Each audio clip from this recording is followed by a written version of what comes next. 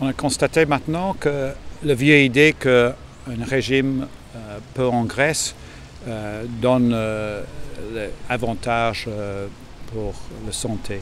Et maintenant, on vient de découvrir qu'il y a plusieurs études qui montraient qu'un régime avec le régime méditerranéen, en contraste avec un régime peu de graisse, le régime méditerranéen toujours bat l'autre.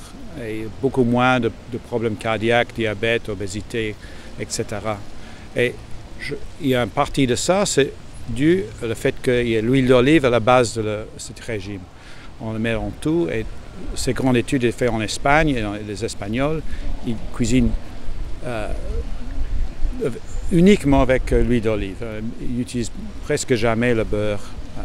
Et la chose dans l'huile d'olive qui donne cet bénéfice pour la santé, en fait, ce n'est pas vraiment la graisse, c'est les polyphénols. Ça, c'est un produit de chimie produit par l'olive.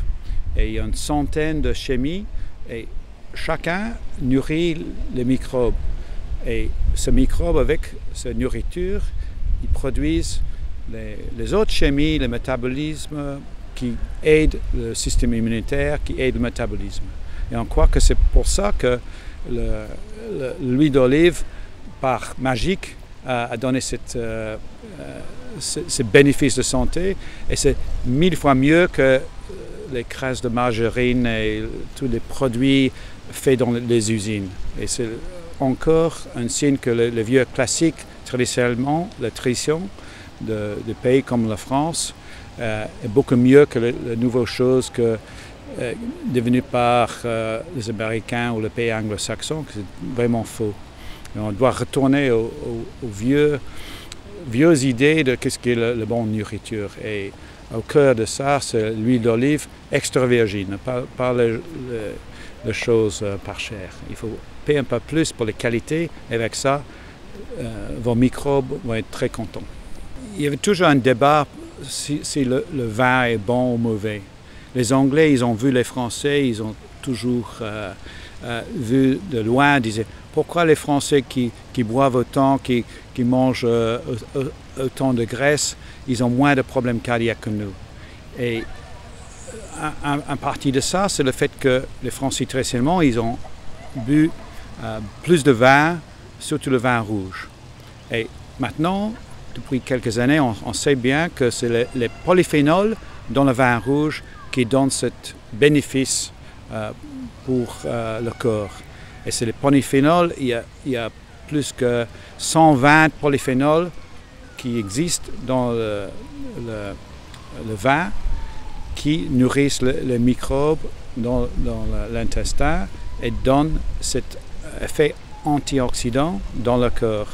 Et c'est ça qui aide et c'est pour ça explique toutes les études. Il y a plusieurs études que si vous buvez 1 ou 2 verres par jour, ça donne un bénéfice. Si c'est 1 ou 2 bouteilles par jour, tu perds tous les bénéfices de ça parce que c'est des autres effets secondaires. Alors, c'est une question de dose. Si vous êtes sage avec la dose, il n'y a pas de problème.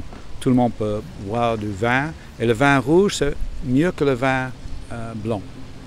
Et l'autre chose qu'on sait maintenant, c'est les amateurs en Bretagne qui aiment le cidre. Le cidre aussi, il y a plein de polyphénols aussi. Alors, mais toujours un petit peu, c'est très bon. La liaison entre l'alimentation et la santé, en fait, c'est le microbiote, une communauté de microbes qui peut être considérée comme un nouveau organe dans le corps. Et ça contient 100 trillions de microbes. C'est le même numéro que cellules dans le corps. Et ça pèse entre 1 et 2 kilos. Et c'est super important parce que ça règle tous les procès métaboliques, tous les systèmes immunitaires. Ça contrôle aussi les émotions avec les chimies neuronales qui contrôle l'appétit, contrôle si vous êtes dépressif ou optimiste ou quand vous avez plus faim. Et tout ça est contrôlé par la chimie que le microbiote produise. Alors si on comprend ça, et chaque fois on mange, c'est très important de savoir pourquoi on mange, c'est pour nourrir le microbiote. Avec 100 trillions de microbes dans notre côlon, vous êtes sûr de l'avenir jamais manger seul.